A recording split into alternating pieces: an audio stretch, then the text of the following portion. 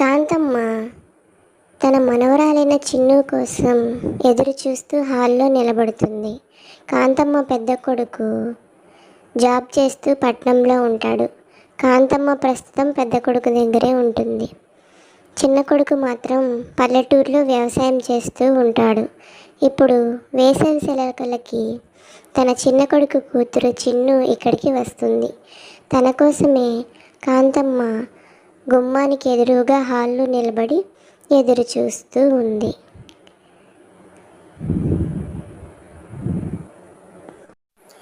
ఏంటి నానమ్మ, ఉదయం నుంచి చిన్ను కోసం ఎదురు చూస్తున్నావా? మీ మనవరాలు రాకుండా ఎక్కడికి వెళ్ళిపోతుంది అనుకుంటున్నావా ఏంటి? తనని ఎవ్వరూ ఎత్తుకొని వెళ్ళిపోరులే. తనని తీసుకురావడానికి మా డాడీ వెళ్ళాడు కదా, తను ఇక్కడికే వస్తుంది. కొంచెం ఆగు, వచ్చే వరకు అని మనమరాలు నవ్వుతూ అంటుంది. అదేం కాదులేవే, వసపిట్టలాగా ఏదో ఒకటి వాగుతూనే ఉంటావు. చెల్లి చిన్నపిల్ల కదా, అసలే ఈ ఊరికి కొత్త. అది పల్లెటూరు నుంచి వస్తుందాయే, పైగా మొదటిసారి ఒక్కతే వస్తుంది. అందుకే కొంచెం టెన్షన్ పడుతూ ఎదురు చూస్తున్నాను అంతే. అది నా మనవరాలైతే నువ్వేమవుతావే? ఇద్దరూ నా మనవరాళ్లే. కాకపోతే నువ్వు ఇక్కడే ఉంటావు, అది పాపం ఎప్పుడో ఒకసారి వచ్చి వెళ్తూ ఉంటుంది అంతే కదా. అడ్లే నువ్వు ఒకసారి గుమ్మం వైపు చూడాలి. వచ్చారు లేదో కనిపించడం లేదు, కార్ సౌండ్ వస్తుంది. అదిగో నానమ్మ, నీ మనవరాలు వచ్చేసింది చూడు. తనకేం కాలేదు, ఎక్కడా తప్పిపోలేదు. వచ్చావా చెల్లి? ఎలా ఉన్నావు? బాగున్నావా? ఈసారేంటి ఒక్కటే లగేజ్ బ్యాగ్తో వచ్చావు? ఎప్పుడు వచ్చినా కానీ సంచులు నిండా పొలంలో పండినవన్నీ తీసుకొని వస్తావు కదా, ఈసారేంటి ఒకే ఒక్క బ్యాగ్తో వచ్చావు నువ్వు ఆగవే కొంచెం. వచ్చి రంగల్ని మీ చెల్లిని అలా భయపెడతావేంటి? ఏమ్మా, బాగున్నావా? ప్రయాణం అది బాగా జరిగిందా? ఊర్లో అమ్మ నాన్న అందరూ బాగున్నారా? తమ్ముడు అందరూ బాగున్నారా? ఏం చేస్తున్నారమ్మా?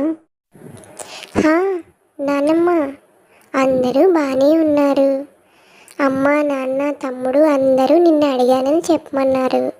మన వీధి చివర సుబ్బయ్య మావయ్య వాళ్ళ ఆవిడ కూడా నిన్ను అడిగానని చెప్పమంది నానమ్మ. అక్క, లగేజ్ ఇంకా ఉంది, సంచులన్నీ కారులో ఉన్నాయి. పెదనాన్నగారు నేను తీసుకొస్తాను, నువ్వు వెళ్ళు అన్నారక్క. నానమ్మ, అక్కేమో తన ఫ్రెండ్ కలవాలని బయటికి వెళ్ళింది. నాకు ఒక్కదానికే ఇంట్లో చాలా బోర్ కొడుతుంది నానమ్మ. నేను వెళ్ళి అక్క రూమ్ నీట్గా సర్దనా? అక్క వచ్చి చూసి నేను పల్లెటూరి మొద్దుని కాదని, నాకు చాలా పనులు వచ్చని రూమ్ చూసి నన్ను మెచ్చుకోవాలి. సరేనా నాన్నమ్మ? నేను వెళ్ళి అక్క రూమ్ నీట్గా క్లీన్గా సర్ది పెడతాను. సరే చిన్ను, దాందేముంది? రూమ్ నీట్గా సర్దుతానంటున్నావు అంతే కదా.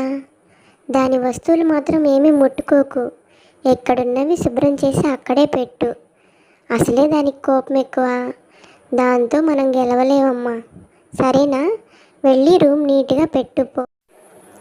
ఈరోజు ఎలాగైనా సరే అక్క రూమ్ అంతా నీట్గా క్లీన్ చేసి అక్క చేత Chinnu is a good girl అనిపించుకోవాలి.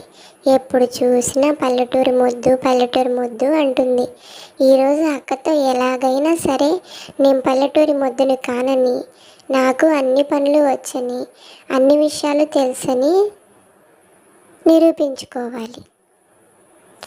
ఫాస్ట్గా రూమ్ అంతా క్లీన్ చేసి అక్క వచ్చేసరికి అక్కకి సర్ప్రైజ్ ఇవ్వాలి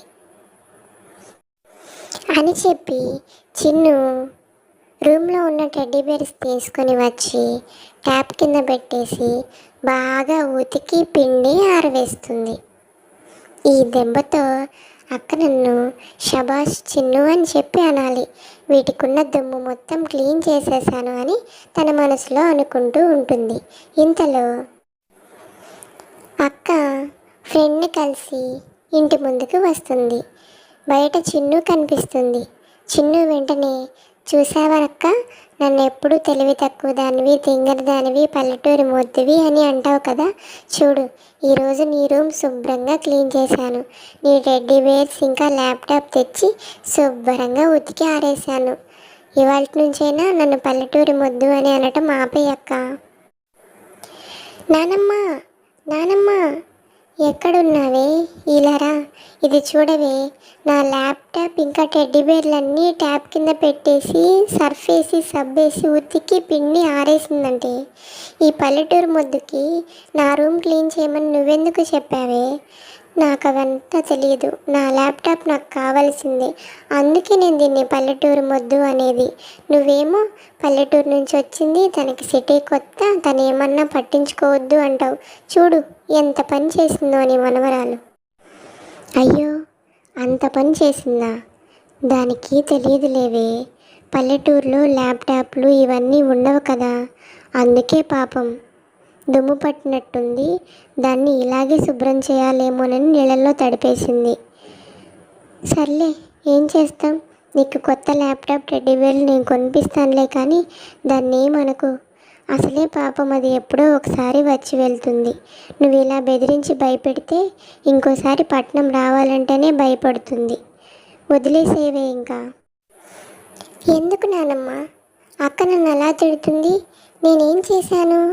అవన్నీ దుమ్ము దుమ్ముగా ఉండే శుభ్రం చేశాను, అంతే కదా. ఎందుకు దానికి అక్క అంత కోప్పడుతుంది? రూమ్లో వస్తువులు దుమ్ము దుమ్ముగా ఉంటేనే అక్కకి ఇష్టమా? క్లీన్గా ఉండకూడదా నానమ్మ? చెప్పు నానమ్మ. నానమ్మ వాళ్ళిద్దరికీ ఏదో ఒకటి సర్ది చెప్పి లోపలికి తీసుకువెళ్తుంది.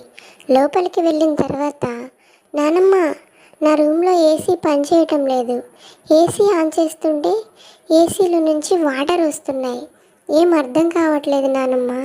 ఈ తింగర్ది ఏదో చేసే ఉంటుంది నానమ్మ. నేనేం చేశానక్క? ఏసీ ఆన్ చేస్తే ఏసీలో నుంచి చల్లగా కాకుండా వేడిగా గాలి వస్తుంది. అందుకే ఏసీలో నీళ్లు పోసాను. 2 బకెట్లే పోసాను. ఎందుకు అలా అరుస్తున్నావు?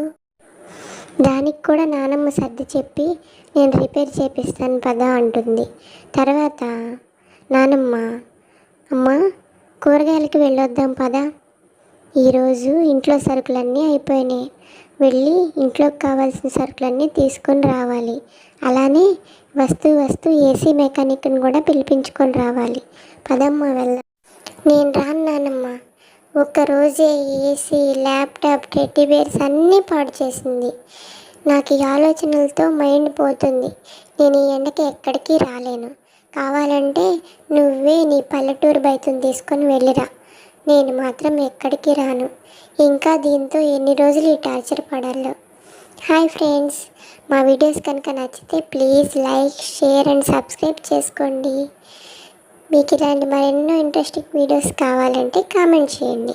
మీకు ఎలాంటి వీడియోస్ కావాలో కామెంట్ చేస్తే మేము అలాంటి వీడియోస్ చేస్తాము.